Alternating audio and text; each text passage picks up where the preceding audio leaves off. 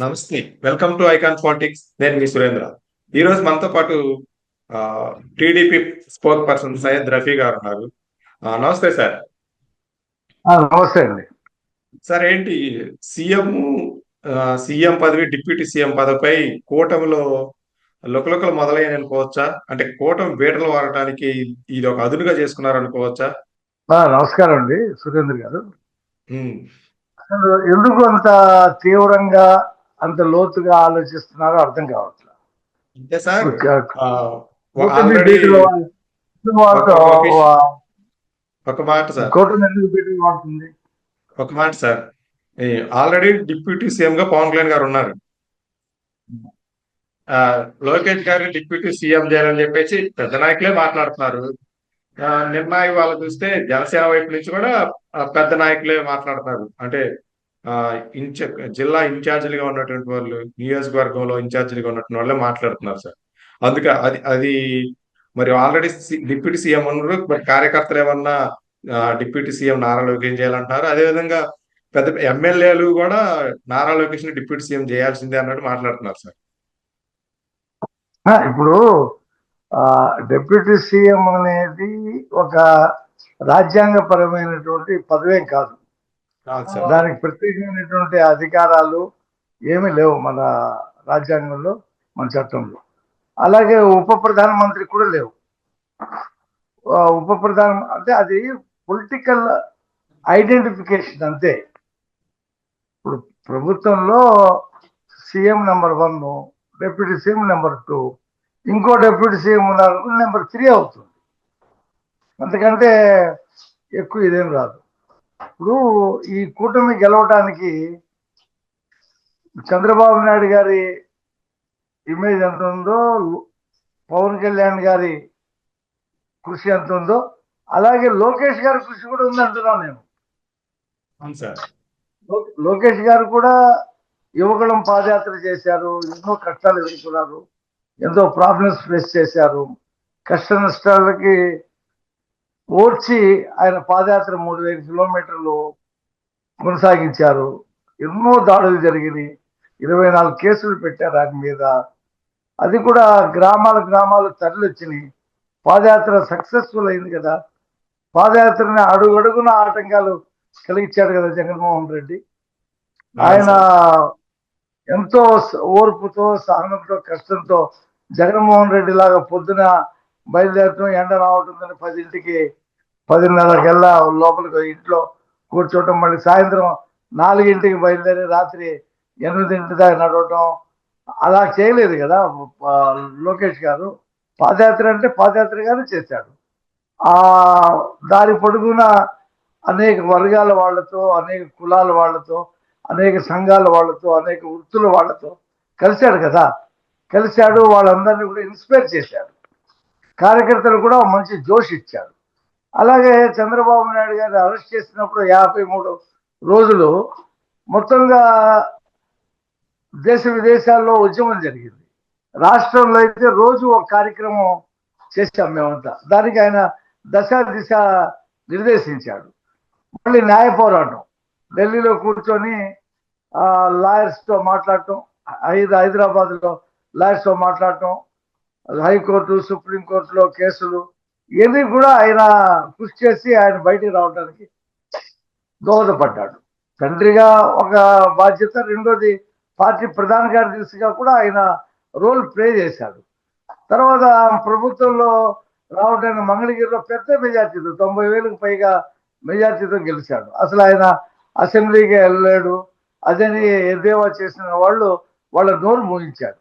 పెద్ద మెజార్టీతో గెలవటం అది కూడా చరిత్ర కదా. 5 సంవత్సరాలు మంగళగిరి ప్రజలతో మమేకం అయ్యాడు. ఎన్నో అభివృద్ధి కార్యక్రమాలు తన సొంత డబ్బుతో చేశాడు.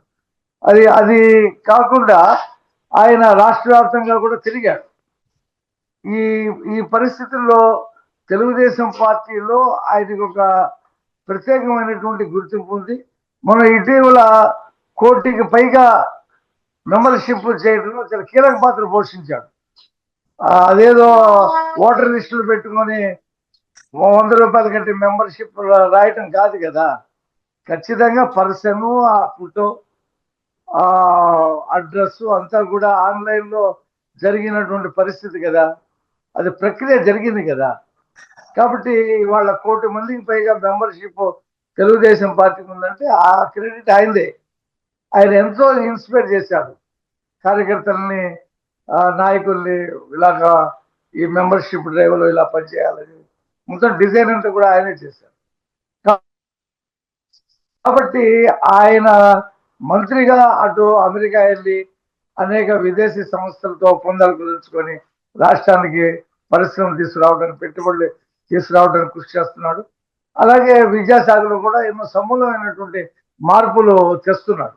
తెస్తున్నట్టు పరిస్థితిలో తెలుగుదేశంలో 3వ తరం నాయకుడిగా ఆయన ముందుకు వచ్చాడు.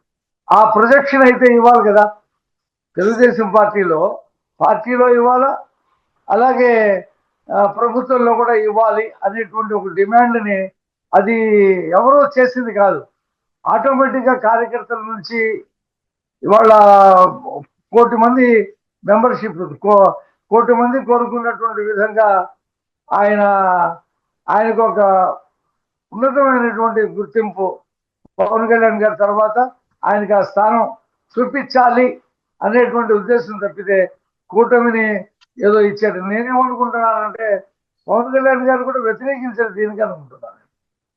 చంద్రబాబు నాయుడు గారు అందరితో మాట్లాడి, కూటమి నేతలతో మాట్లాడి అందరిని ఒప్పించి చేస్తారనే నమ్మకమే నాకుంది.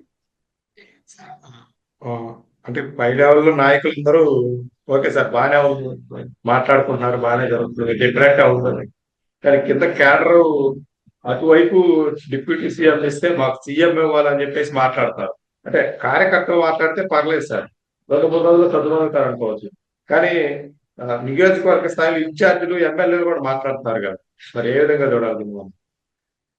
అంటే ఇప్పుడు ఇక్కడ మా తెలుగుదేశం పార్టీ సొంతంగా మాకు 130 సీట్లు ఉన్నాయి, జనసేనకి 21 సీట్లు ఉన్నాయి, బీజేపీకి 8 సీట్లు ఉన్నాయి. మాకు మెజార్టీ ఉన్నప్పుడు కూడా మేము ఎందుకు కలుపుకొని వెళ్ళిన సంకీర్ణ ధర్మాన్ని పాటించాలి, వాళ్ళని గౌరవించాలి అనేటువంటి ఉద్దేశంతో మేము ముందుకెళ్తున్నాం. ఈ డిమాండ్ వచ్చింది, దాన్ని చంద్రబాబు నాయుడు గారు వద్దు, ఇవ్వాల్సిన అవసరం లేదు అని చెప్పేసి ఆ నిర్ణయం తీసుకున్నాం అనుకోండి, మొత్తం పార్టీ నాయకులు, కార్యకర్తలు ఎస్ అంటారు. అంతేగాని ఇంకోళ్ళని హత్య చేసి ఏదో మాకు మెజార్టీ ఉందని చెప్పేసి మేము ఏకపక్షంగా నిర్ణయాలు తీసుకునేటువంటి పరిస్థితి అసలు ఉండదు. ఇప్పుడు మహారాష్ట్రలో ఉన్నటువంటి సంకీర్ణం లాంటిది కాదు కదా, ఈ సంకీర్ణం వేరు, మహారాష్ట్ర సంకీర్ణం వేరు. మహారాష్ట్రలో అక్కడ 3 పార్టీలు కలిస్తేనే అక్కడ ప్రభుత్వం వచ్చిందండి, బలం కూడా అలాగే ఉంది. ఇక్కడ అలా కాదు కదా, సంకీర్ణ ధర్మాన్ని పాటిస్తూ మేము సంకీర్ణ ప్రభుత్వాన్ని నడుపుతున్నాం. ఇప్పుడు స్టాలిన్ గారి అబ్బాయి ఉన్నాడు, దయానిధి స్టాలిన్, ఆయన పేరు ఏదో ఉంది, వాళ్ళకి ఫుల్ మెజార్టీ ఉంది. అయినప్పుడు కూడా స్టాలిన్ కూడా గట్టిగానే ఉన్నాడు. భవిష్యత్తులో ఈ పార్టీకి నాయకుడు ఇతను అని సిగ్నిఫికెంట్ గా ఆ యువ నాయకుడిని, స్టాలిన్ గారి అబ్బాయిని ఉప ముఖ్యమంత్రి చేయడం జరిగింది. ఇక్కడ కూడా అలాగే తెలుగుదేశం పార్టీకి చంద్రబాబు నాయుడు గారి తర్వాత లోకేష్ గారి నాయకత్వం వహిస్తాడు అనేటువంటి ఒక సంకేతం ప్రజల్లో, కార్యకర్తల్లో వెళ్ళాలనే ఉద్దేశంతో ఈ డిమాండ్ వచ్చింది తప్పితే ఇదేదో ఇంకొకళ్ళని తక్కువ చేసి చేయటానికో, ఇంకొకళ్ళని ఇచ్చేయటానికో కాదని చెప్పేసి నేను అనుకుంటా. ఒకవేళ చంద్రబాబు నాయుడు గారు కూటమి నేతలతో మాట్లాడి అవసరం లేదు, ఇది ఇవ్వకూడదని చంద్రబాబు నాయుడు గారు నిర్ణయిస్తే అందరూ ఓకే అంటారు. ఇవ్వాలి, కూటమి నేతల్ని ఒప్పించి ఇస్తే వెళ్ళని కూడా అందరూ స్వాగతిస్తారు.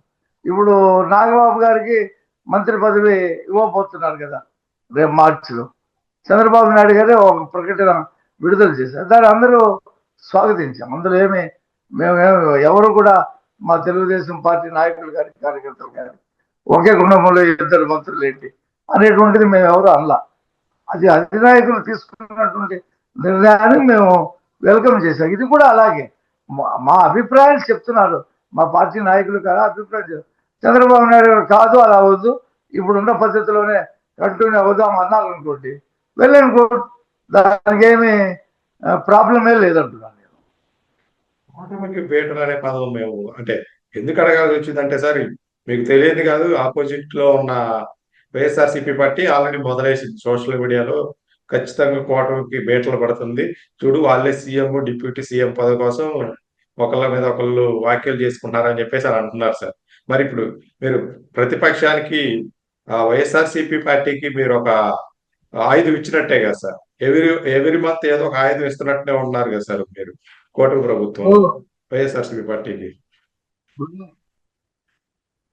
ఇప్పుడు వైఎస్ఆర్సీపీ ఈ ప్రభుత్వం ఏర్పడిన నెల రోజులకే రాష్ట్రపతి పరిపాలన పెట్టాలని అడిగింది. అసలు ఆ పార్టీ మొన్న విశాఖపట్నానికి 11,440 కోట్లు ఒకసారి, అంతకుముందు 1,600 కోట్లు ఇస్తే, ఇది జగన్మోహన్ రెడ్డి గారి క్రెడిటే.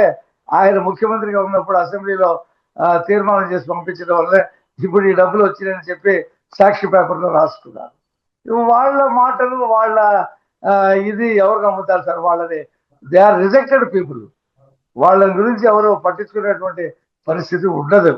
వాళ్ళు ఏదో చేతిలో పేపర్ ఉంది, టీవీ ఉంది, ఇంటి నిండా డబ్బులు ఉన్నాయి అని నడపడం తప్పితే, అతన్ని మళ్ళీ ఇంకొకసారి ఈ రాష్ట్రానికి ముఖ్యమంత్రిగా ప్రజలు 30 సంవత్సరాల దాకా కోరుకోరని చెప్పి నేను గట్టిగా విశ్వసిస్తా ఉన్నాను నేను.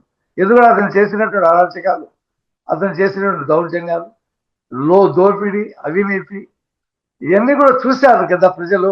ఎందుకు మర్చిపోతారు? ఎప్పుడో ఇందిరాగాంధీ పెట్టిన ఎమర్జెన్సీనే ఇప్పటికీ 1975లో ఇందిరాగాంధీ పెట్టిన ఎమర్జెన్సీ ఇప్పటికి కూడా ప్రజలకు గుర్తుంది. దాదాపు 75 అంటే చూడండి ఎన్ని సంవత్సరాలు, ఇంచుమించు 50 సంవత్సరాల పైన అయిపోయింది. కాబట్టి అలాంటి అంతకంటే దారుణమైనటువంటి పాలన ఇది జగన్మోహన్ రెడ్డి నిర్వహించింది. కాబట్టి ఆయన ఏదో సోషల్ మీడియా ఉంది కదా అని చెప్పి వాళ్ళు ఏదో పోస్టులు పెట్టినంత మాత్రాన ఏమీ కాదు. ఆయన మాకు చెప్పలా అంతకుముందు, వై 175 అని చెప్పేసి చెప్పాడు కదా. ఆయన మాటలు ఎవరు విస్తరిస్తారు? వన్ టైం అని వచ్చాడు, చూశారు, ఇక ఇతను రాజకీయాలకు పనికి రాడని చెప్పి పక్కన పెట్టి 11 సీట్లు ఇచ్చారు. ఇదే రకంగా కొనసాగితే ఆ 11 కూడా రావు భవిష్యత్తులో. థ్యాంక్ యూ సార్, అభిప్రాయం తెలియజేసినందుకు ధన్యవాదాలు సార్. మరో మళ్ళీ కలుద్దాం సార్.